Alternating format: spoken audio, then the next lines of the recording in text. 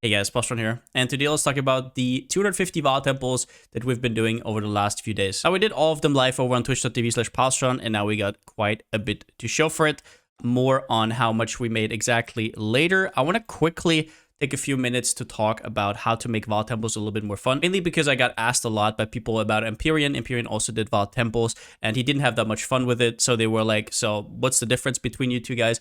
And I want to quickly highlight a few things that I think could make your experience a lot better. Now, the first point is definitely use Twist of Fate, so this basically makes it so you don't have to run the Vaal temple layout. It will transform into a random layout, which is usually way better, at the cost of reshuffling everything, which doesn't really matter with the strat, and you still get the Vaal vessels to open. And I get it, there's some really juicy divination cards in that layout, but if you look at Vaal Temple, you just have to do a few ones, and you're going to understand why this cannot last, especially not if you want to do a lot of them. There's no better feeling than getting a good layout like Atoll or Canyon or something like that, and still being able to open your Vaal vessels. Second point, and this is true for basically any mapping strat, but use a mapping character with good clear speed.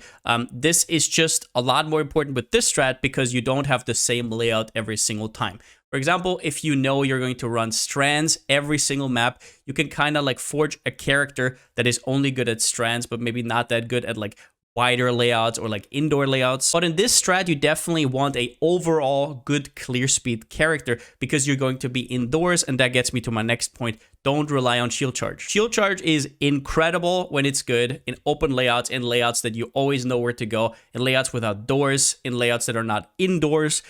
However, when it comes to certain layouts that you're going to face, because you get random layouts, shield charge is going to be devastating. You will have to walk a lot, and if your movement speed sucks, then you're going to have a problem. And as well as that, you really will also want something like a flame dash. For example, I usually don't run flame dash on this build, but if you're encountering random layouts, sometimes you have to jump over some weird hoops. Now, first up, let's go over our loot. I'm obviously not going to go over everything, but I'm just going to show you real quickly. If you're only here for the currency per hour, then jump ahead in the timestamps.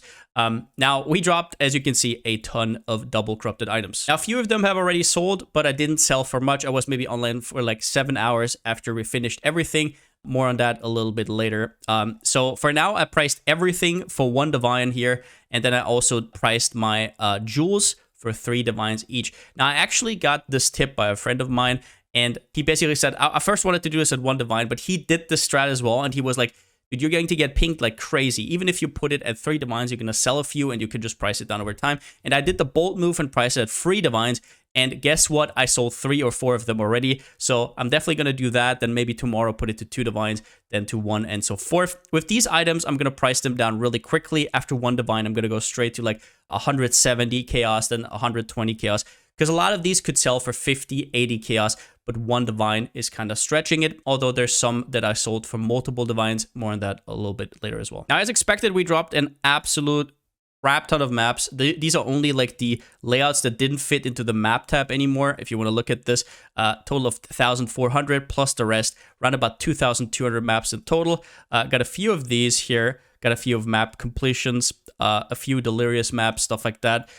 Essences in total, we got a little bit over 100 corrupted essences. If you can, definitely convert them into essences of horrors, I think are the most with the harvest craft. After that, we had a lot of div cards. I already turned them in mostly. Now, the price of protection. So every vessel has a boss attached to it, a Vaal side boss, and they can drop this divination card. So you will get around about 1.75 per map, which is pretty sweet. They're around about 3 chaos because elder maps go for like 15, although you can sell them for more if you have them in bulk. Now, with these, mainly, I did not completely sustain my rusted scarabs that I used with growing hordes. So I had to buy some extra ones, which are also in the calculation later. But we dropped quite a few of these. Now, I think this one was just from a lucky archnem drop. And yeah, in total, it was mostly from the altars. Other than that, obviously, our currency is pretty remarkable. Like, 5,000 of these equals 1 divine right now. And I'm really surprised with how much returns we got from harvest in total. So this one alone right here is like 16 divines already. This is like 4. This is like 4. So harvest was one of our biggest money makers for not spending actually that much time. Some of these. Now, 71 divines. This is, I think, 4 raw divine drops, and the rest is all from sales. And one thing I didn't include was the covenant that I dropped. If you guys haven't seen the clip, I dropped a covenant with +1 to gems and +2 to AoE gems, which I sold for 130 divines. Obviously, super, super lucky, so it's not included in here. Don't worry. I also recorded some other stuff. So this is all stuff I sold off stream. The Poised Prism with additional arrow. Let's actually zoom in a little bit. Additional arrow and lightning damage. I think I sold this one for 4 divines or 5 divines. This jewel I sold for 3 divines. This jewel I sold for 3 divines. A lightning coil with +1 and 45% increased damage for 14 divines. I think I actually underpriced this. This sold a little bit too fast, so maybe I could have gotten like 25 or something for that. Cloak of Defiance with +2 and a little bit life for 9 divines. This one I sold for 3 divines. Crimsoras with +1 frenzy and attack crit. I think these were 5 divines. Some stuff I didn't record, but that we dropped on stream was Badge of the Brotherhood with Zealotry implicit for 11 divines. Another Poised Prism, this time with additional arrow and Fizz as cold. That's all for a little bit more, obviously because of all the deck stackers that are going cold. And then an Incandescent Heart, I think with reduced crit taken for 1 divine. So those are most of the divines and the chaos that you see right here. Other than that, a lot of 6 links. So basically all the orbs of fusing here are from 6 links. They drop quite a bit. Awakened Sextants, then also Orb of Unmakings, whatever, all the good stuff. Obviously a ton of money from Harvest. That's about it. Also some other stuff, a few blueprints, which I'm probably not going to even bother pricing. Some very spicy quivers, which I have no idea if they're actually going to sell. I did not include them. I put out here some of the more interesting jewels. I don't know if they're going to sell for more than 3 divines, but they have life and corrupted blood, which is what a lot of people are looking for in general. So I put these out of here.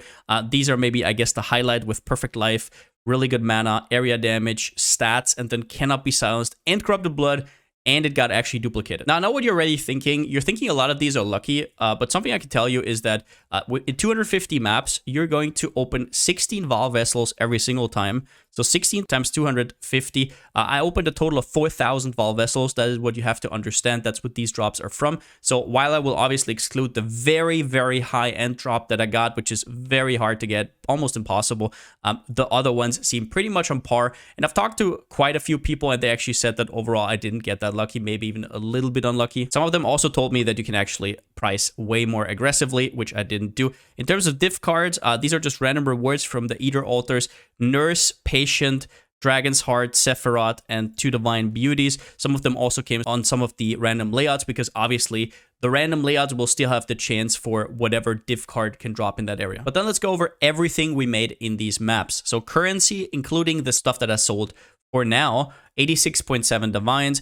We have Harvest with 24.6 divines. This is basically just the seeds. T16 maps, that's 2,230 in total. Now, I did this very, very cautiously. I did not price them very high. I priced them at 2.5 each, although some of the really good layouts that we obviously got quite a bit because we favored them, they could probably sell for more. This is already without stuff like bricked maps, like normal corrupted maps. I already sorted them out completely. Now, I put this very low, first up because it's annoying to sell, but also because there's going to be a few corrupted ones in there, so you're going to have to find a buyer that is fine with the occasional corrupted map as well, which you'd be surprised. Not that many people actually care that buy in super bulk, because they mostly want to do Forbidden Sanctum. Now, essences, 11.2 divines. This is basically only corrupted essences, because I don't have any essence on the tree whatsoever, so there was no shrieking stuff or anything like that. Invitations, 8.3 divines. I guess I didn't show that off at all. So in fragments right here, this is what I got. The small ones don't really go for much, but the Screaming Invitations did kind of go up because of Nemes rising over time. The Scarabs, 6 divines. The Gems, 5.5 divines. Actually, I think the Gems I also did not show. All right, so here they are. They're basically 21 zeros or 123s. Not that many sell. Now, in total, if I picked up every single one of them, I could have vendored them for like 800, 900 GCPs, which I didn't do because it was annoying to do. These were only the ones that I thought could maybe sell. Overall, I priced these pretty cautiously in total. This is also, I think, including the 1 in power that I found. Price of Protections, 5.3 divines. And then other maps, 3.9 divines. This basically just includes random Guardian maps. And the other category was stuff like this, which I didn't price at all. These I gave kind of like an approximation, although I'm pretty sure if I sell all of these jewels, it's going to be more like 30, whatever. These I did not take into account at all. Actually, there's a Storm Secret selling right now. All right, I guess the one we're selling has all res implicit. Fair enough. One divine. I'm not going to redo this whole stuff. I'm just saying. Now, in total, we made 191 divines. But obviously, there's also cost to the strat. And for me, the maps cost a 10C each, but that would not be fair to like this comparison because obviously it doesn't matter for you what I paid. It just matters for what you would pay. So right now, you could probably get a lot of them for like 20C each. There's obviously a few really good deals, but if you want to buy like 50, 60, you're going to have to dip into like the 20C category. So that's what I assumed they're going to be, which comes out at a total of 20.4. The scarabs were rusted scarabs. I basically minused the scarabs that are sustained. So at the end of the day, I had to pay an extra 1.5 divines. Then also there was the reflect compass because I cannot run reflect, which costed me 1.3. So in total, we paid 23.2 divines. So what does this come out to? Total profit of 167.8 divines. Profit per map is 0.67 divines, which is quite good. We obviously spent some time. In total, I put in 6 minutes per map. For 10 maps per hour. It was actually a little bit faster, but obviously I was in the zone, right? Not every build is this fast. I think this is a pretty fair number overall. Profit per hour was 6.7 divines. Now, this is without sorting time and without selling time. I'll give you a little bit more info on how to sort this actually really quickly because it was pretty damn easy with affinities. But yeah, that's overall that. Now, I did another little bit of an assumption, which is a profit, including projection of sales for another week. So I asked around some other people who did the strat and basically approximated how much I would make if I sold stuff. Like I was just online, like passively of these things throughout a week. I would obviously price them down over time, so there would be new sales for that. And obviously, whenever somebody comes online who needs one of your items. And I put the assumption in that I get another 50 divine profits, which with the 3 divine items here and the 1 divine items here, plus pricing down, would probably be around about 40, maybe 50 sales, which I think is pretty damn fair from how much I got spammed so far. Now, if that is an assumption, so if we wait for another week, I would have made 217.8 divines, which would mean that our profit per map goes up to 0.87 divs, and then also the profit per hour would go up to 8.7. Now, after the conclusion, some thoughts that I had that I didn't really talk about in my last video. First up, the strat gets better the earlier you do it and the more you're online. Something I really saw with selling some of these items is I actually got messaged quite a bit on my profile for some of these items because they were obviously underpriced. Now, the way I would price these is for example, at 1 divine, like this is just an example, you can price them at 200 chaos, whatever you want, whatever you need, and then price them down. The jewels, some of them will probably sell for 3 divines. In a day or so, I will price them to 2 divines, then another day later to 1 divines, and then just down, down, down, down. You will be surprised how many of these actually sell. I will just show you this again. Like, I have no idea why these sell for, I have no idea how these sell for 3 divines. Absolutely no clue. We did some more sales on stream. You wouldn't believe it. So definitely don't like lowball yourself from the get-go. So basically what this means is what we talk about here, even with the projection, right? Even with the projection of over a week, 8.7 divines, in hindsight, how much this made you? If you wait for another week, this will probably go over 10 divines profit per hour, which is pretty outlandish for this league. So that is why I would say that maybe right now was not the best idea ever to do it. It is quite late in the league, but if you do this early enough, like holy moly, I'm just really surprised with how much we got back. However, and that is a huge downside, it needs an insane amount of stash space. This is not a problem at the start. If you have a few quad tabs lying around, completely fine. If you wait for a sale, right, you buy a few, totally fine, but it's just not something that you can do forever. And I think that's fine because I don't think this is fun forever, right? At some point, it kind of gets like boring, I'd say. But after 250, I can say I still have a good feeling about it. But if I had to do it for another 250 maps, I mean, it would probably look a lot different. I would still have the quad tabs, but yeah. Yeah, you can't do this forever, which is definitely a downside. A lot of the other strats where you just make raw currency, you don't really need your stashes, you can do them forever. One thing I will say though is the sorting was nowhere near as bad as I thought, and that's simply because you can actually work with affinities here. So you have your unique. So at the end, once you're done, you're going to have a lot of stashes full with your jewels. Actually, there is another sale. Let's do that real quickly. All right, so this time we're selling a consuming dark with damage over time implicit, apparently, and a little bit of, I guess the fire damage roll is also pretty good for 1 divine in total.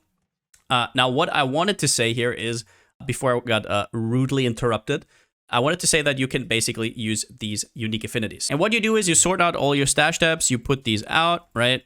Put them all out, and then you can just click them in. You don't even have to click here. It is all affinitied. So if you put that back in, what's going to happen is it's going to be put into your quad tab over there. Voila. And this is going to save you an immense amount of time. And then at the end, you just have to sort out the jewels. That is going to take like 10 to 15 minutes, depending on how long you farm. But yeah, overall, this strat was amazing. I hope I could give you a little bit of an overview. A lot of you guys have told me that you also had a lot of fun with it. Some of you shared some crazy drops that even overshadowed some of mine, so I'm really happy for that. Overall, it's just a really nice farm. It's something the earlier you do it, the better, but it's also nice once the league kind of settled and you just want to do some gambles.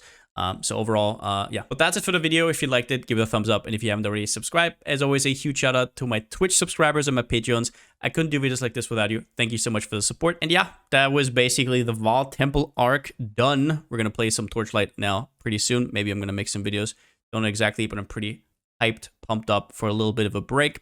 Overall, PoE this league is awesome. I'll definitely be back soon. And yeah, since I still don't have a slogan, see you next time.